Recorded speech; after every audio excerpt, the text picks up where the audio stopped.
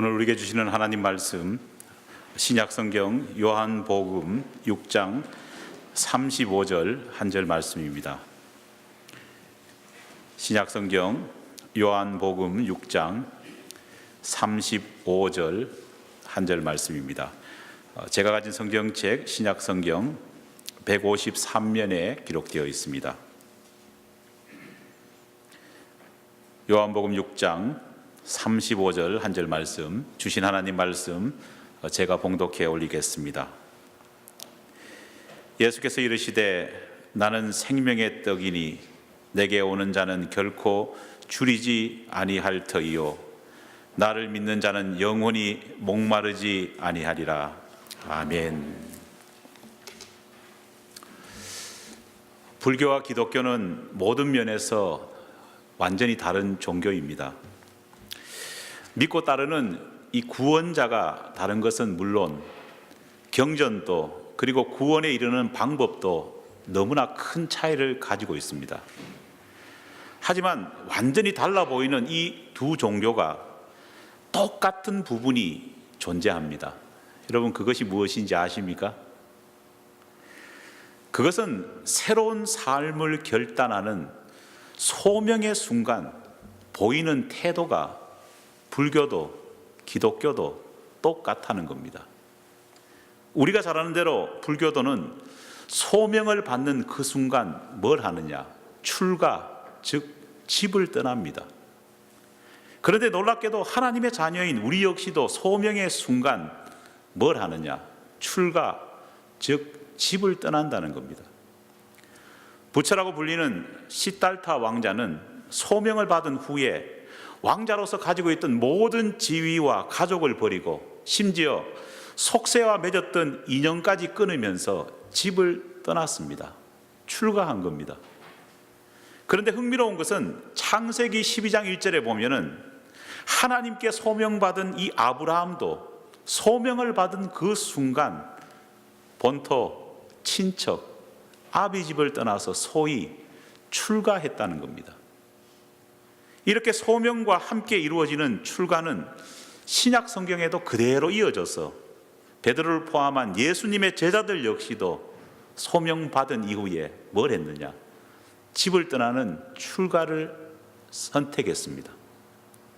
그들은 소명받은 이후에 집을 떠났습니다. 그러나 소명의 순간 똑같이 출가한다는 것은 부처도 그리고 아브라함도 제자들도 똑같았지만은요, 가만히 뜯어보면은 근본적으로 부처의 출가와 아브라함과 제자들과 같은 하나님을 믿는 사람들의 출가는 근본적으로 다르다는 겁니다. 시달타 왕자의 출가는 속세와 인연을 아예 끊어버리는 겁니다. 그의 출가는 사람들이 살지 않는 정말 고독한 곳, 완전히 고립된 곳으로 가서 홀로 있으면서 가족과 세상마저 완전히 단절해버리는 그런 출가를 선택했습니다. 하지만 하나님의 자녀들의 출가는요, 이것과는 전혀 다릅니다. 아브라함도 소명받은 이후에 고향을 떠났습니다. 하지만 그는 사막과 같은 사람들이 살지 않는 곳으로 가지 않았습니다. 오히려 정반대로 자기 자신이 살아왔던 그 고향 갈대아 우르보다 더 크고 번화한 도시였던 메소포타미아로 들어갔다는 겁니다. 게다가 아브라함은 가족도 버리지 않았습니다. 우리가 잘 아는 대로 그가 출가할 때 그의 아내는 물론 조카 롯까지 함께 데리고 갔습니다. 그리고 여기에 대해서 하나님께서 그에게 주신 모든 소유물까지도 다 데리고 출가를 했다는 겁니다. 예수님의 제자들 역시도 출가할 때 예외는 아니었습니다. 제자들도 소명받은 후에 부처와 같이 고립된 지역으로 가기는커녕 주님과 함께 사람들로 가득 찬 마을과 도시를 친히 찾아다녔습니다. 심지어 고린도전서 9장 5절에 보면은요, 베드로를 포함한 다수의 제자들이 그들의 사역 현장에 가족들을 데리고 다녔다는 것을 우리는 알 수 있습니다. 부처는 성을 얻기 위해서 속을 등졌지만 기독교인은 성을 얻기 위해서 오히려 속을 향해 나아갔다는 근본적인 차이가 있다는 겁니다. 때때로 예수님께서 제자들에게 하신 마태복음 19장 29절의 말씀을 오해하는 사람들이 제가 목회해 보면 참 많습니다. 내 이름을 위하여 집이나 형제나 자매나 부모나 자식이나 전토를 벌인 자마다 여러 배 받고 또 영생을 상속하리라. 할렐루야. 부모는 물론 처자, 형제, 자매 그리고 심지어 자기 목숨까지 미워해야 한다는 또 다른 구절인 누가복음 14장 26절의 말씀을 들으면서 불교식의 출가를 생각하는 크리스찬들이 의외로 많습니다. 출가하니까 고향과 단절하고 가족도 버리고 모든 사회적 생활을 다 끊어버려야 된다. 여러분, 이거는 기독교식의 출가가 아니라 불교식 출가입니다. 주님께서 가족을 떠나고 세상과 등지고 소유를 버리라고 하신 이 말씀의 뜻은 불교식 출가를 하라는 말이 아닙니다. 이 명령은 삶의 방향과 소유하고 있는 물질의 사용의 우선순위를 새롭게 하라는 주님의 말씀인 겁니다. 목사님 저에게 가끔씩은 교회 안 다니시는 분들이나 또 심지어 교회 다니는 분까지 이런 말을 하는 것을 가끔씩 듣습니다. 목사님, 스님이나 가톨릭 신부들처럼 평생 가족 없이 자유의 소유물마저 가지지 않는 그런 성직자들과 비교한다면은 사실 교회 목사들은 많이 세속화되었고 좀 편한 어떤 종교인이라 말할 수 있지 않습니까? 이런 말을 하는 사람들이 많습니다. 하지만 저는 이런 말에 결코 동의하지 않습니다. 가족과의 관계를 끊고 세상을 던지고 개인 소유물을 가지지 않는 그들보다 진짜 더 힘들게 신앙생활을 지켜나가기 위해서 몸부림치는 사람은 어떤 사람이냐? 세상 속에서 딸린 가족들을 데리고 하루하루 그 가족들과 떡의 문제로 치열하게 고민하고 살아가는 목사들이 오히려 더 고뇌가 많고 어려움이 많다는 겁니다. 스님과 신부님은 자기 앞가름만 하면 됩니다. 그렇잖아요. 자기 앞가름만 하면 됩니다. 하지만 목사는 아브라함이 했던 것처럼, 베드로가 했던 것처럼, 예수님의 제자들이 했던 것처럼요, 자기 앞가름도 해야 되지만은 가족들의 앞가름도 해야 되고, 그가 몸담고 살고 있는 세상을 향한 앞가름도 해야 되고, 또 그가 소명받은 공동체의 앞가름도 해주어야 된다는 겁니다.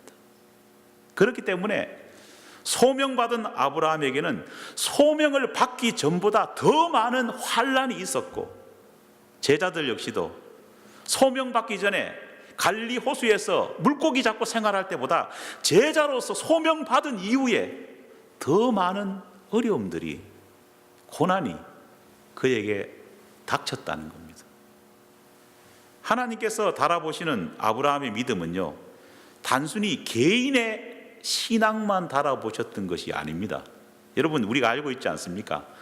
하나님이 아브라함의 믿음을 가장 심하게 달아보신 것이 뭐냐? 아브라함 개인의 문제를 건드린 것이 아니라 무엇을 건드렸습니까? 자식의 문제를 건드렸습니다.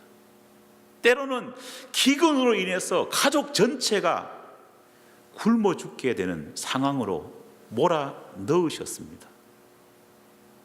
하나님은 그 시험을 통해서 아브라함 개인을 달아보시기 이전에 아브라함이 소명받고 출가한 이후에 함께 가는 가족들과 또 그가 소유하고 관리하는 소유물까지도 종합적으로 그가 어떻게 믿음의 사람으로서 다루고 있는지를 평가하신 것입니다. 그리고 이런 하나님의 판단은 오늘 우리에게도 예외 없이 계속되고 있습니다. 왜냐하면 우리의 출가는 불모지의 그 땅에서 출가하는 것이 아니라 번잡한 세상 속에서 시작됩니다. 우리의 소명은 나 홀로가 아닌 내 가족과 더불어 이루어지기 때문입니다. 우리의 믿음의 결단은 무소유가 아니라 유소유라고 하는 냉혹한 현실 속에서도 그럼에도 불구하고 하나님을 선택하고 결단하기 때문입니다. 그러므로 기독교인의 출가는 항상 현실적인 떡이라고 하는 문제와 관련이 되어 있습니다. 성경은 떡에 대한 문제를 신앙인들이 어떻게 다루어 가느냐를 매우 중요하게 여기고 있습니다. 그리고 신앙인들이 이 떡의 문제를 어떻게 다루는 자 그 자체를 가지고 그들의 믿음이 성장했느냐 성장하지 않느냐, 또 이 떡의 문제를 바라보는 시각에 따라서 하나님이 그들을 판단하셨다는 겁니다. 여러분, 이 땅을 살기 위해서는요, 우리에게는 반드시 떡이 있어야 합니다. 떡이 인간의 삶과 신앙에 얼마나 중요한지는요, 출애굽 이후에 이스라엘 백성들이 겪었던 주된 시험을 보면 알 수 있습니다. 여러분, 요즘 이제 열심히 성경 읽고 있지 않습니까? 뭐 어떤 분들은 이제 출애굽기를 한창 읽고 계시는 분도 계실 줄 아는데, 이스라엘 백성들이 출애굽 이후에 광야 생활하면서 그들이 겪었던 시험과 어려움들, 잘못, 어디로부터 나왔습니까? 주로 이 먹고 마시는 문제와 결부되어 있습니다. 떡의 문제와 결부되어 있다는 겁니다. 예수님께서 공생애를 시작하신 이후에 광야에서 사단이 시험할 때도 예수님께 뭘 건드렸느냐? 뭘 건드렸습니까? 첫 번째 시험이 떡에 관한 시험이었습니다. 줄이신 예수님 보고 어떻게 했습니까? 이 돌로 떡을 만들어 봐라, 그렇게 유혹했습니다. 게다가 예수님이 제자들에게 가르쳐 주신 기도에도 빠지지 않는 요소가 뭐냐? 바로 일용할 양식에 대한 문제, 떡에 대한 문제가 대두되고 있습니다. 떡의 문제는 이거는 뭐 세속적인 것이기 때문에 더럽다고 외면할 문제도 아니고 속된 것이라고 그냥 버려버리고 속된 것으로 치부해야 되는 문제도 아닙니다. 어쩌면 이 떡의 문제야말로 우리가 삶 속에서 끊임없이 만나고 해결해야 되는 우리의 삶과 신앙의 진짜 핵심적인 문제라고 할 수 있습니다. 그러므로 먹고 사는 바로 이 떡의 문제에 대한 바른 신앙의 고백, 그 고백 속에서 바른 신앙인은 자리를 잡고 신앙을 갖출 수 있는 겁니다. 출애굽기 16장을 보면은요, 떡의 문제에 대한 대단히 중요한 사건이 기록되어 있습니다. 출애굽 후 이스라엘 백성들이 그 출발지를 떠나가지고 신광야에 다다랐습니다. 그런데 신광야에 다르자 이스라엘 백성들이 막 원망을 모세에게 털어놓기 시작합니다. 본물처럼 원망이 터뜨려집니다. 그런데 성경을 보면은 이때가 출애굽 람세스 그것을 떠난 이후에 고작 2개월 15일째 된 날이었다, 그렇게 밝히고 있습니다. 불과 애굽에서 떠난 지 2개월쯤 된 그런 시점입니다. 여러분, 애굽에서 노예 생활하면서 정말 오랫동안 하나님께 이 노예 생활에서 우리를 구원해 주시옵소서, 이 환난의 때에서 우리를 살려 주시옵소서, 그렇게 울부짖었기 때문에 하나님께서 그들의 기도를 들으시고 모세와 같은 사람을 세웠던 것 아닙니까? 그런데 출애굽하던 날에 그렇게 기쁨에 이기지 못했고, 특별히 홍해를 건너서 오는 가운데에 따라오던 그 애국 군대가 바다에 수장되는 걸 보면서요, 미리암과 같은 그런 여인은요, 노래를 지어서 막 어떻게 했습니까? 막 노래를 부르니까요, 주변 사람들이 그 노래에 감격되어서 막 덩실덩실 춤추고 같이 화답했던 그런 백성들이었습니다. 그런데 단 2개월밖에 지나지 않았는데 그들의 찬양하는 입술은 뭐가 되었습니까? 불만의 입술이 되고 말았다는 겁니다. 성경을 보면은 이스라엘 백성들이 출애굽할 때에 그냥 아무것도 들고 그냥 막무가내로 애굽을 떠났던 것이 아니라고 기록하고 있습니다. 그들은 애굽 사람들로부터 적지 않은 귀검색도 받았습니다. 그리고 물건들도 좀 가지고 나왔습니다. 여러분, 그 정도로 받아 나왔다고 한다면요, 한 2개월 정도 먹을 것이 없었겠습니까? 먹을 것이 어느 정도는 있었을 겁니다. 2개월 정도면은요, 그렇게 가지고 나왔다면은요, 굶어봐야 며칠을 굶었겠습니까? 그런데 단 2개월이 지난 다음에 가지고 나온 음식을 다 먹고 며칠, 아니 몇 주만 좀 줄인 배를 움켜쥐고 살았음에도 불구하고 그들의 입술에는 당장 욕과 원망이 터져 나왔다는 겁니다. 찬양하던 입술이 불평하는 입술이 되어버렸고, 하나님께 영광을 돌리던 입술은 하나님의 대리자 모세를 저주하고 협박하는 입술이 되었다는 겁니다. 그런 그들을 향해 하나님께서는 전격적으로 하나님께서 친히 만드신 떡, 하늘의 떡을 매일 아침 충만하게 충분히 내려주시겠다고 약속을 하십니다. 할렐루야. 그리고 그 약속은요, 지체하지도 않고 즉시 시행됩니다. 우리가 잘 아는 대로 성경을 보면은요, 이른 아침 이슬이 마른 후에 광야 땅 위에 하나님이 주신 양식인 만나가 맺혔습니다. 성경에 보니까 그 만나의 맛이 어땠느냐? 가시 같은 모양의 꿀 섞인 과자 같았다, 이렇게 기록하고 있습니다. 아유, 맛도 좋은 거를 주셨어요. 꿀 섞인 과자 같았다. 하나님께서는 이 맛있는 떡을 그들을 위해서 하늘로부터 내려주신 겁니다. 누가 봐도 하나님의 약속이 먼저 있었고, 약속을 하신 그날 이후에 벌어진 이 사건을 본다면요, 이 가시 같고 또 꿀 섞인 과자 같은 이 음식이 누가 주셨는지는 확연히 알 수 있지 않습니까? 그렇잖아요. 그런데 이 만나를 본 이스라엘 백성들이 만나를 보고 반응했던 그 반응들이 굉장히 충격적입니다.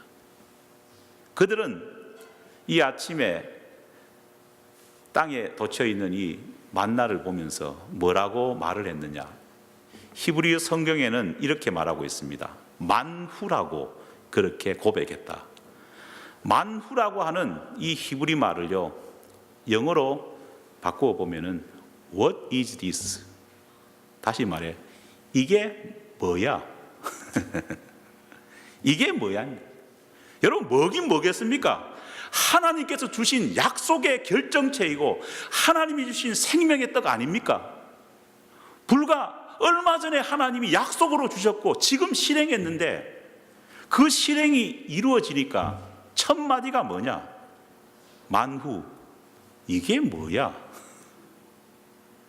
심지어 얼마나 많은 사람들이 그 만나를 보고요, 이게 뭐야, 이게 뭐야, 이게 뭐야, What is this? What is this? 하도 하니까 그 만나의 이름이 뭐가 됐어요?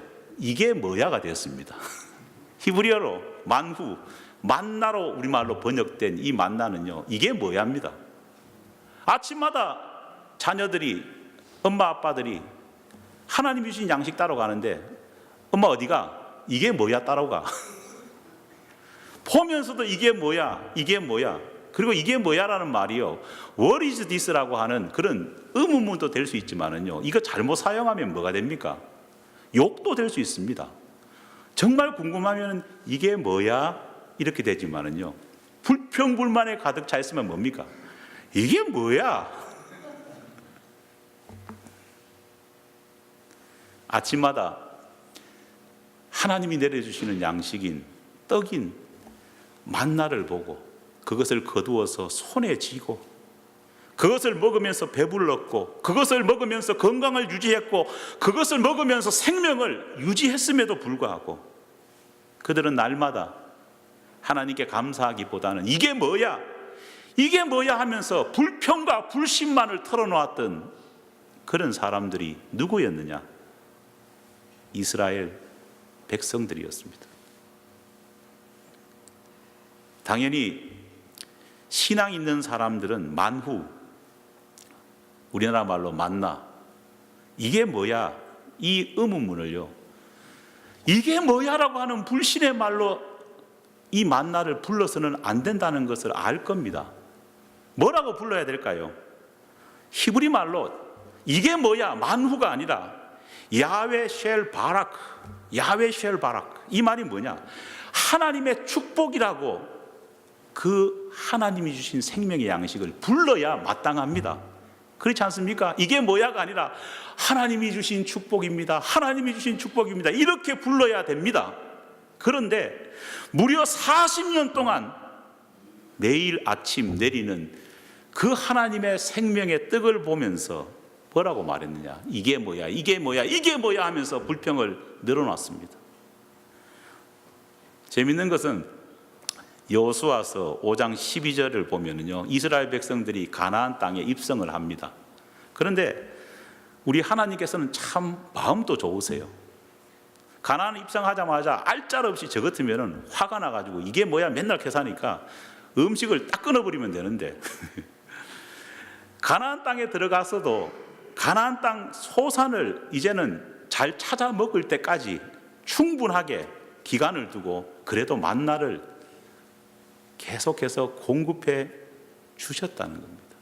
그런데 재미있는 것은 가나안 땅에 들어가서도 아침마다 내리는 만나를 보고 뭐라고 말했을까요? 이게 뭐야를 계속 외쳤습니다. 광야에서 죽은 출애굽 1세대도 만나를 보면서 이게 뭐야? 그들의 태를 통해서 새롭게 태어난 2세들도 뭐예요? 이게 뭐야? 부모님한테 배워가지고 이게 뭐야? 이게 뭐야? 불평과 불신을요, 대를 이어서 충직하게 이행하는 모습을 보게 된다는 겁니다. 여러분, 왜 이스라엘 백성들이 그렇게 했을까요? 그들은 만나는 생명의 떡이 아니라 단지 자기 자신의 육신의 허기만 달래는 육의 떡에 불과하다, 그렇게 치부했기 때문입니다. 하나님의 은혜로 광야를 걸어가고 있었지만은요, 그들의 관심사는 광야의 생활 가운데서 하나님이 주시는 영적인 축복, 영적인 가르침을 배우려 하기보다는 늘 줄인 육신의 배만 채우는 데 집중했고 급급했다는 겁니다. 육신의 배만 채우려고 급급하다 보니까 영적인 줄임은 더욱더 심해졌다는 겁니다. 아무리 생명의 떡이 하늘로부터 하나님이 주신다고 할지라도 인생들이 그 가치를 모르고 그 귀한 것을 모른다면은 이게 뭐야? 그 생명의 떡은 의심의 떡이 될 수밖에 없고 의심의 정말 떡조가리밖에 되지 못한다는 겁니다. 오늘 본문에서 예수님께서는 자신을 가리켜가지고 이런 말씀하지 않습니까? 예수께서 이르시되 나는 생명의 떡이니 내게 오는 자는 결코 줄이지 아니할 터이요 나를 믿는 자는 영원히 목마르지 아니하리라. 할렐루야. 주님은 생명의 떡입니다. 믿습니까? 하지만 생명의 떡은 단순히 예수님 자신만을 가르치는 것이 아닙니다. 이 생명의 떡은 하나님의 은혜로 우리가 세상을 살아가면서 얻게 되는 모든 소산들이 주님이 허락하시는 생명의 떡이라는 사실을 우리가 깨달아야 한다는 겁니다. 내 소득은 왜 이렇게 적을까? 야, 내 형편은 왜 이렇게 어려울까? 나는 언제 한번 대박